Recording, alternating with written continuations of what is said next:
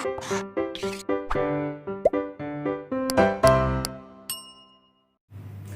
बच्चों, welcome to blueprint digital. मैं मोनिका, आपकी मैथ्स ट्यूटर।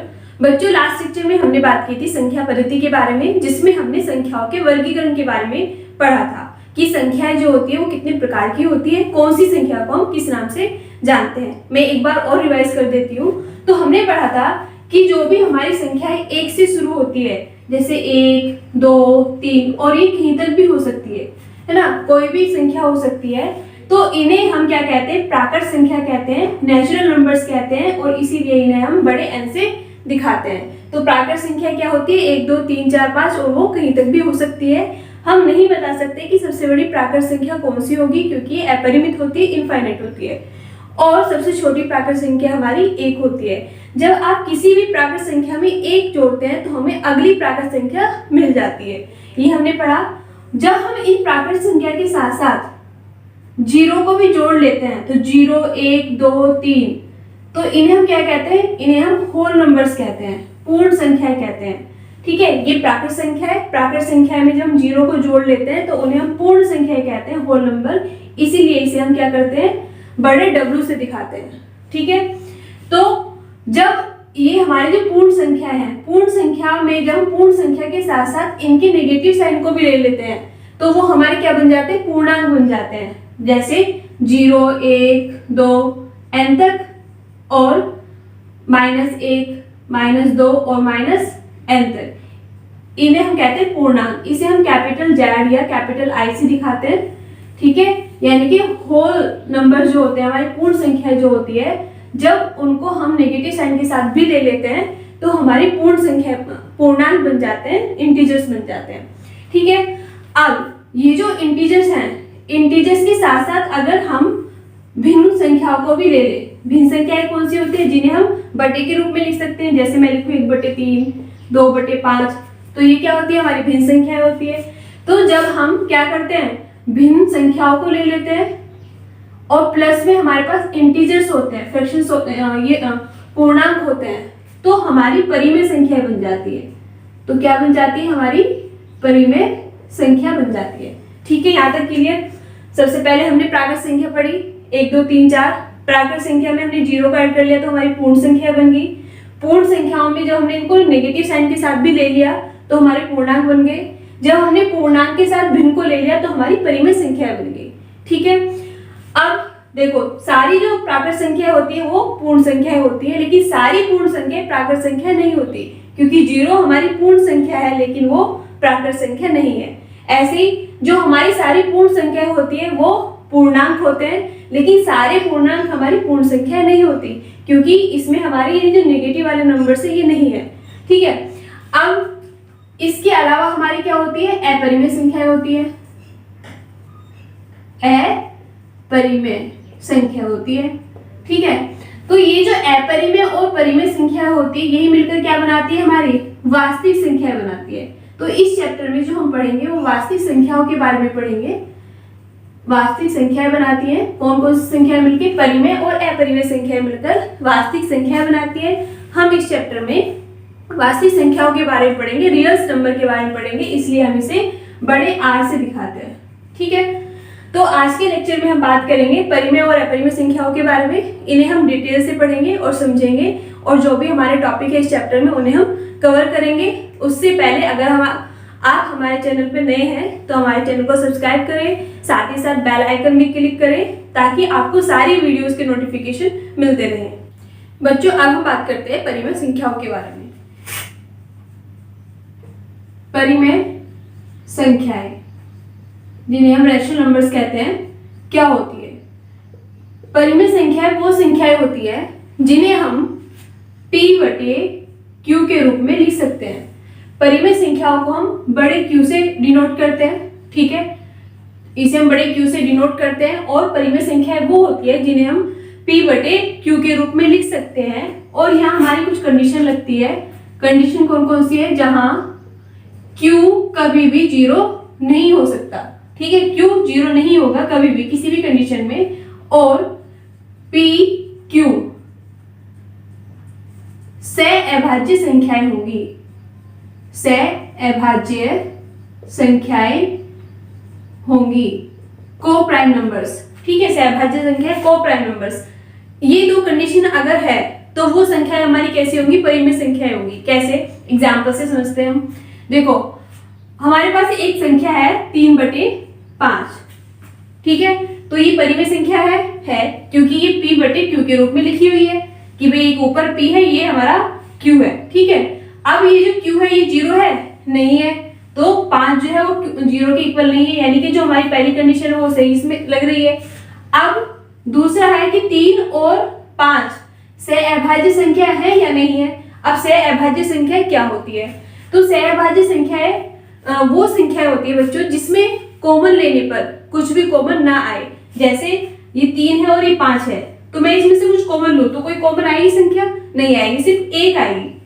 लेकिन अगर मेरे पास संख्या ये होती 2 और 6, तो इसमें से मैं क्या कॉमन ले सकती थी, दोनों संख्या में से 2 कॉमन ले सकती थी, इसमें से 2 कॉमन ले लेती, अंदर 1 बचता और 3 बचता।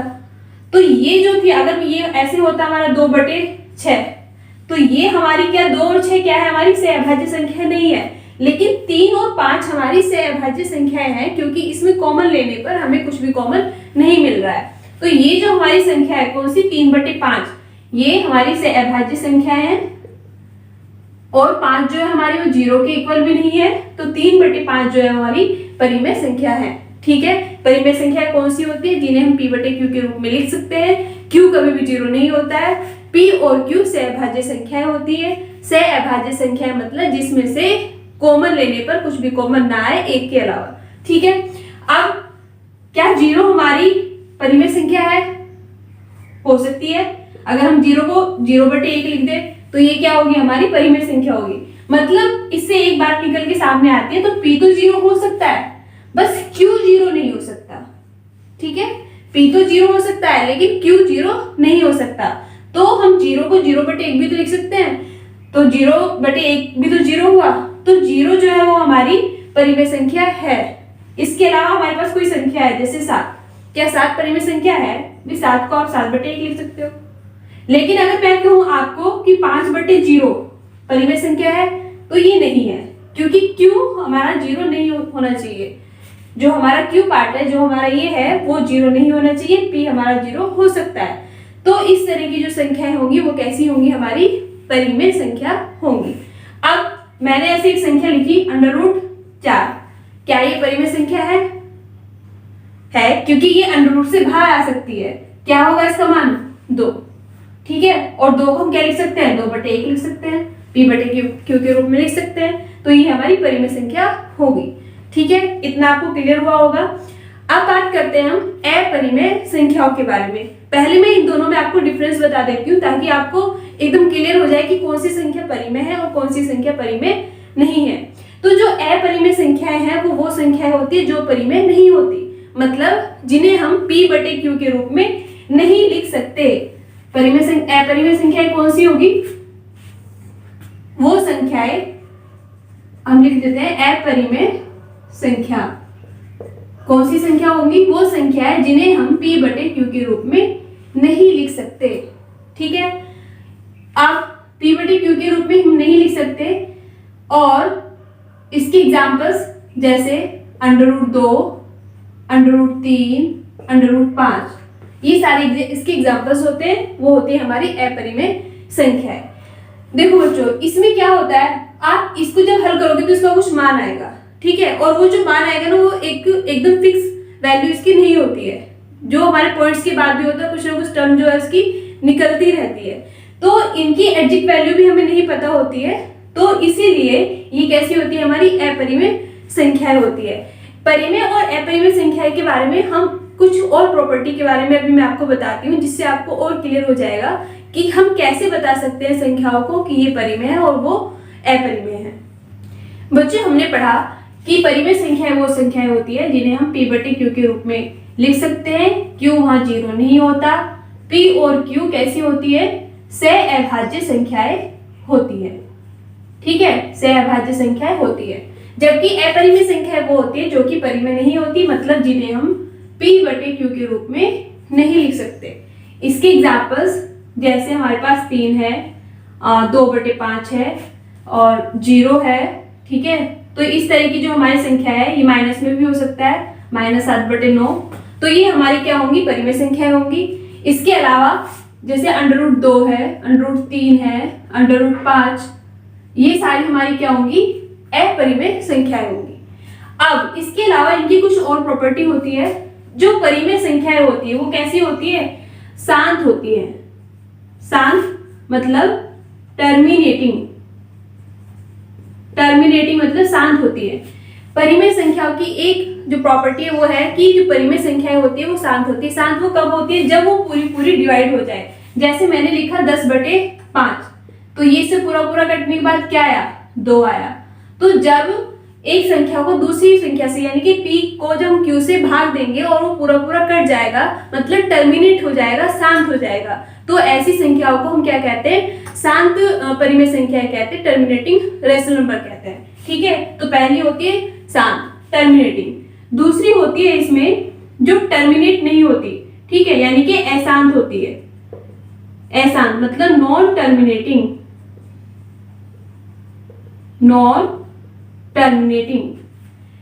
ये नॉन टर्मिनेटिंग के साथ साथ कैसी होती है, रिपीटिंग होती है, यानी कि आवर्ती होती है। इनमें आवर्ती यानी कि रिपीटिंग। तो कुछ परिमेय संख्या ऐसी होती है जो टर्मिनेट नहीं होती, मतलब जब हम उसमें भाग देंगे तो दशमलव के बाद भी वो भाग होता चला जाएगा, लेकिन दशमलव के बाद जो संख्या होगी वो संख्या एक ही संख्या बार रिपीट होती चली जाएगी, या दो संख्या दो बार रिपीट होती चली जाएगी। जैसे मैंने भाग दिया 1/1 को 3 से भाग दिया, तो जब मैं इसे भाग दूंगी तो 0.33333 ये आता चला जाएगा। ठीक है, तो ये इससे पूरा टर्मिनेट नहीं हुआ है, तो हम इसे क्या कहेंगे, नॉन टर्मिनेटिंग है। इसके अलावा इसमें रिपीटिंग है ये, क्योंकि इसमें जो 3 है वो बार रिपीट हो रहा है। ठीक है, तो हम इसे कैसे लिख सकते हैं, 0.3 के ऊपर बार, हम इसको इस तरह से लिखते हैं। एक और एग्जांपल, जैसे 2 को मैंने 9 से भाग दिया, तो जब मैं इसको इससे भाग दूंगी तो ये आएगा 0.2222, बार जो है हमारा 2 जो है वो रिपीट होता चला जाएगा। ठीक है, इसे मैं लिख सकती हूँ 0.2 के ऊपर बार। तो ये हमारी प्रॉपर्टी किसकी है, परिमेय संख्याओं की प्रॉपर्टी है। परिमेय संख्याएं शांत होती है, टर्मिनेटिंग होती है। जब हमारे पास कोई भी एक सिंगल संख्या लिखी हो, 7 हो, 8 हो, 9 हो, 23 हो, 24 हो, 55 हो, कुछ भी हो, तो उसे वो क्या होगी, हमारी टर्मिनेटिंग होगी, शांत परिमेय संख्या होगी। क्योंकि उसको हम कैसे लिख सकते हैं, अगर हमारे पास 57 है तो 57/1 लिख सकते हैं, p/q के रूप में हम उसको लिख सकते हैं। दूसरी ये होती है हमारी अशांत होती है, नॉन टर्मिनेटिंग होती है, कि अगर हम एक संख्या को दूसरी संख्या से भाग दे, p को q से भाग दे, तो पूरा नहीं कटता है, बल्कि क्या होता है, आगे भी उसमें कुछ ना कुछ संख्या आती रहती है। लेकिन उसके साथ साथ वो कैसी होती है, रिपीटिंग होती है, नॉन रिपीटिंग नहीं होती है, आवर्ती होती रहती है। उसमें एक ही संख्या की या दो संख्या की बार आवर्ती होती रहती है। मतलब जैसे मेरे पास ये है 0.24 24 24 24, तो यहाँ पे दो शब्द बार रिपीट हो रहे हैं, दो संख्याएं हो रही है, तो इसको हम क्या लिख सकते हैं, 0.24 इन दोनों पर बार। तो ये कैसी है, हमारी अशांत है और आवर्ती है, नॉन टर्मिनेटिंग है और रिपीटिंग है। आपको ये क्लियर हुआ होगा। एक बार खुद से इसको दोबारा रिवाइज करना। अब मैं बताती हूँ अपरिमेय संख्या कौन सी होती है। भाई अपरिमेय संख्या है जो p/q के रूप में नहीं होती। इसके एग्जांपल्स हमारे पास ये लिखे हुए हैं। अब इसके अलावा ये कैसी होती है, अशांत होती है। अशांत मतलब नॉन टर्मिनेटिंग होती है। भी अशांत तो ये भी होती है और अशांत ये भी होती है, लेकिन ये अशांत के साथ साथ रिपीटिंग होती है, आवर्ती होती है। और ये अशांत के साथ साथ कैसी होती है, अनावर्ती होती है, इसमें नॉन रिपीटिंग होती है। तो ये नॉन टर्मिनेटिंग होती है और नॉन रिपीटिंग होती है। ठीक है, अशांत होती है और अनावर्ती होती है। मतलब जब हम p को q से भाग देते हैं तो वो पूरा नहीं कटता, बल्कि दशमलव के बाद जो संख्याएं होती है वो भी कुछ पे कुछ आती रहती है। मतलब एक ही संख्या बार रिपीट नहीं होती है, कभी 4 आ रहा, कभी 5 आ रहा, कभी 7 आ रहा, कुछ ना कुछ और संख्या आएगी। ठीक है, तो इनका जो मान होता है वो अलग अलग आता रहता है। तो ऐसी कैसी होती है, हमारी अनावर्ती संख्या होती है। इसमें जैसे अब मैं आपको कुछ एग्जांपल पूछती हूँ, इसमें क्वेश्चंस कैसे पूछते हैं वो, भी आपको अंडर रूट में कोई संख्या दे देंगे वो, जैसे उन्होंने दिया आपको कि √23 कैसी संख्या है, परिमेय है या अपरिमेय है। अगर ये अंडर रूट से बाहर आ जाती है तो ये क्या होगी, परिमेय होगी। लेकिन अगर ये अंडर रूट से बाहर नहीं आ रही है तो ये क्या होगी, अपरिमेय होगी। तो ये संख्या कैसी होगी हमारी? अपरिमेय संख्या होगी। ठीक है, अगर मैं लिखूं यहाँ पे अंडर रूट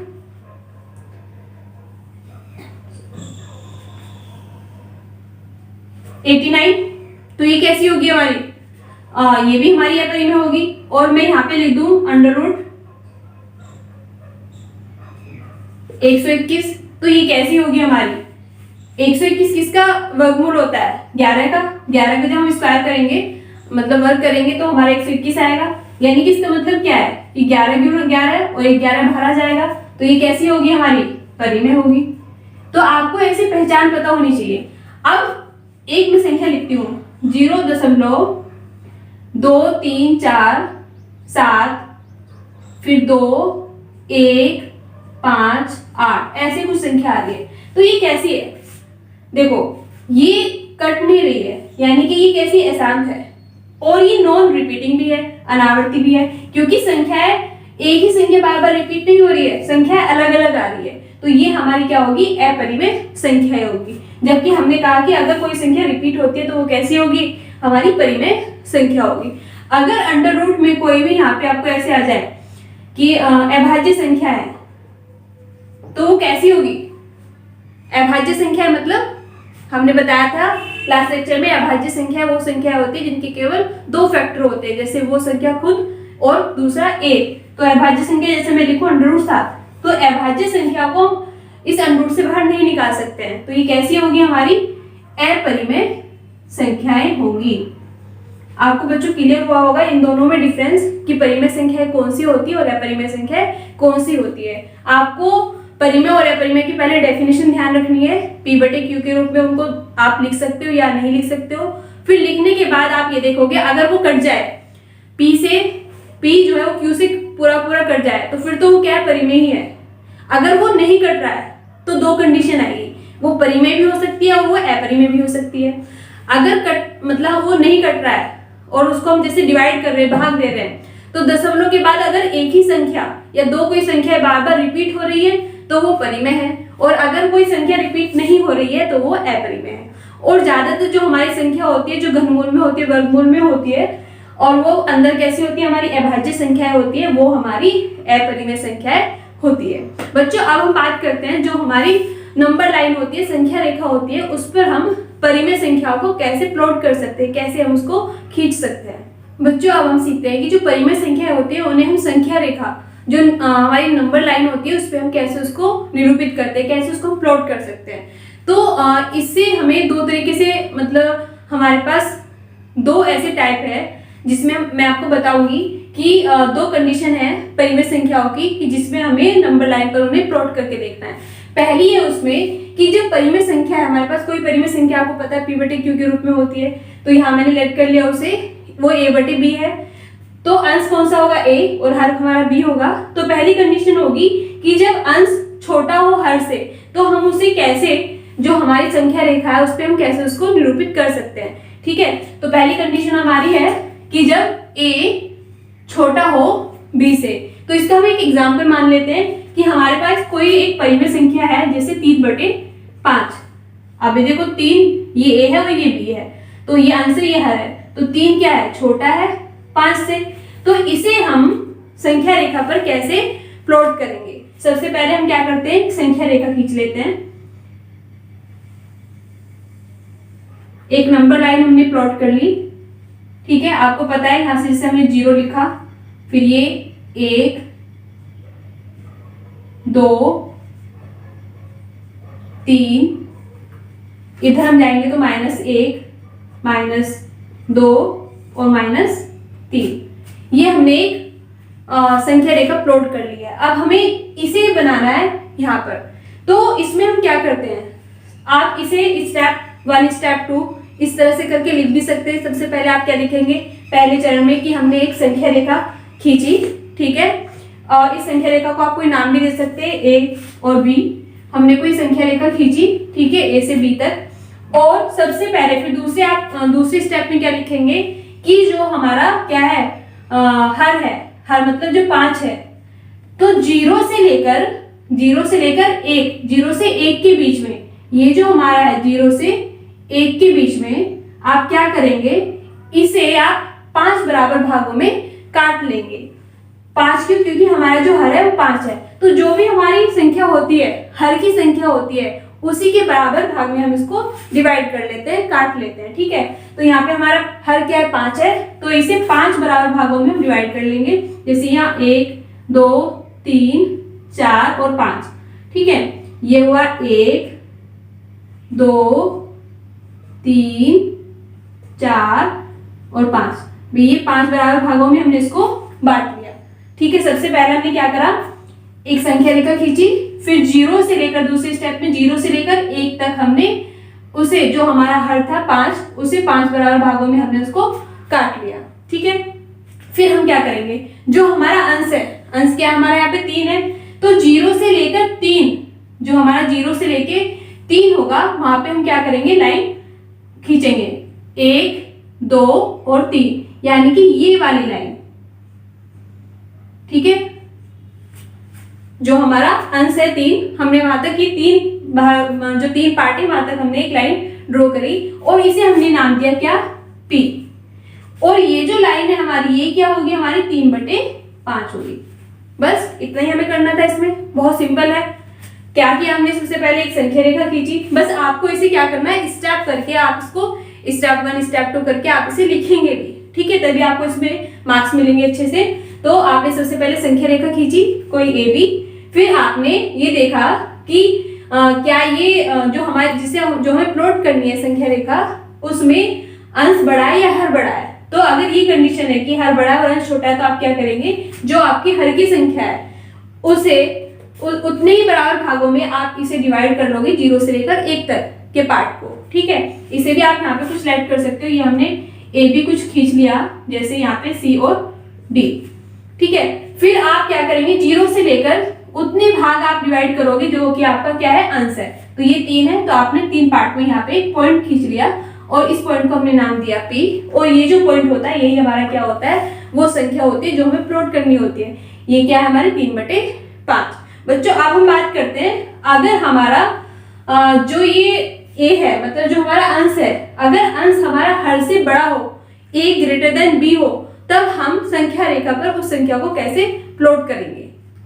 बच्चों हमारे पास सेकंड कंडीशन है कि जब परिमेय संख्या है हमारे पास कोई a/b का अंश a हर b से बड़ा हो, यानी कि a ग्रेटर देन b हो, तो हम उस परिमेय संख्या को कैसे, जो हमारी नंबर लाइन होती है, संख्या रेखा होती है, उस पर कैसे हम निरूपित कर सकते हैं। ठीक है, तो हमारे पास क्या है? a जो है वो b से बड़ा है, तो हम ऐसा कोई एक एग्जाम्पल ले लेते हैं। जैसे मैंने लिया 12/5। ठीक है, ये हमारा a है और ये हमारा b है, और यहाँ पे 12 क्या है? b से बड़ा है, यानी कि 5 से बड़ा है। तो पहले हम इसे थोड़ा सा सिंप्लीफाई कर लेते हैं। जब हम 12 को 5 से भाग देंगे तो हम इसे इस तरह से लिख सकते हैं, 2 से 2/5। ठीक है, या 2 + 2/5, यानी कि 2, ये तो इसमें पूर्ण संख्या है और ये इसमें भिन्न है। ठीक है, तो पूर्ण संख्या को तो किसी भी नंबर लाइन पे प्लॉट करना बिल्कुल आसान है। तो हमने नंबर लाइन खींची, 1 2 2, जहां हमारा 2 पॉइंट था वहां पे हमने उसको पॉइंट आउट कर दिया और वो नंबर लिख दिया। बात है इसको करने की, इसे हम कैसे करेंगे? तो इतना हमने कर लिया, और इसे हम कैसे करेंगे? जैसे हमने अपना पहली वाली जो कंडीशन थी, जब हमारा a क्या था भाई, ये तो वही कंडीशन बन गई है ना, ये a हो गया, ये b हो गया, और a क्या है? छोटा है b से, तो हम इसे पहले वाले मेथड से ही प्लॉट करना सीख लेंगे। तो मैं बताती हूँ उसको कैसे हम करेंगे। तो ये हमारे पास है 2 + 2/5। तो सबसे पहले हमने एक नंबर लाइन प्लॉट की, ये मैंने एक नंबर लाइन संख्या रेखा प्लॉट कर लिया। ये कोई एक मेरे पास लाइन है। ठीक है, ये 0 1 2, इसे थोड़ा इधर को बना देती हूँ,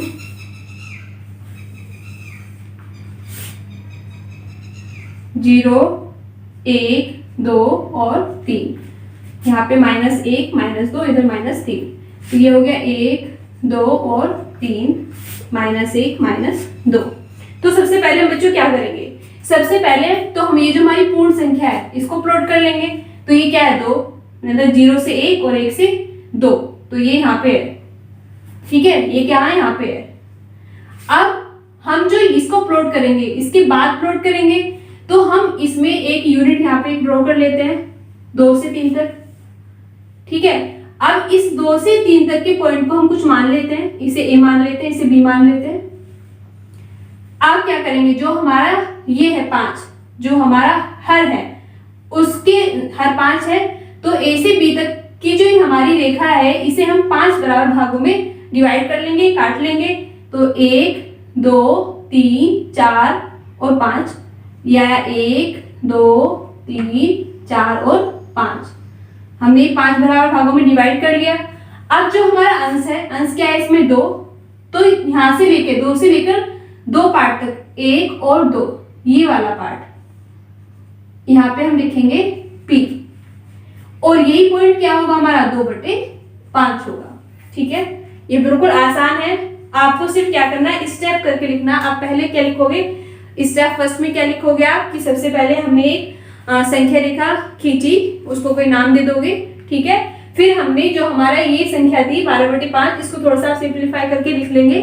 उसमें आपने जो पूर्ण संख्या है 2, तो 0 से लेकर 2 तक आपने यहाँ पे पॉइंट आउट किया 2 संख्या को। फिर आपको क्या करना है, 2/5 को ड्रॉ करना है। तो आपने 2 से लेकर 3 तक ये एक रेखाखंड खींच लिया है। ठीक है, एक यूनिट का कोई भी ये आपने रेखाखंड खींच लिया है।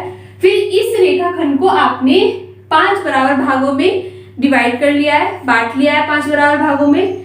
और फिर 2 से लेकर जो आपका ये है अंश है, ठीक है, वो भी क्या है 2 है, तो दो पार्ट जो आपने ये डिवाइड किया हुआ था उसके 2 पार्ट तक जाकर आपको पॉइंट एक लाइन ड्रॉ कर लेनी है, जिसे आपने P मान लिया है। और ये जो लाइन होगी ये क्या होगी आपकी 2/5 होगी। तो इस तरह से हम हमारी जो परिमेय संख्याएं होती है उसे हम नंबर लाइन पर निरूपित कर सकते हैं। हम बता सकते हैं कि कौन सी परिमेय संख्या, मतलब जो P/Q के रूप में लिखी हो। तो अगर हमारे पास कोई भी सिंपल नंबर है, भी 7 है, 8 है, 9 है, 10 है, या -5 है, -6 है, तो आप उसको आराम से दिखा सकते हैं। भाई -2 है तो ये रहा, ठीक है, -5 होगा तो और कहीं इधर होगा, 3 दिखाना तो ये है। लेकिन जो हमारे P/Q के रूप में होते हैं उन्हें हमें कैसे दिखाना है वो हमने आज के लेक्चर में सीखा।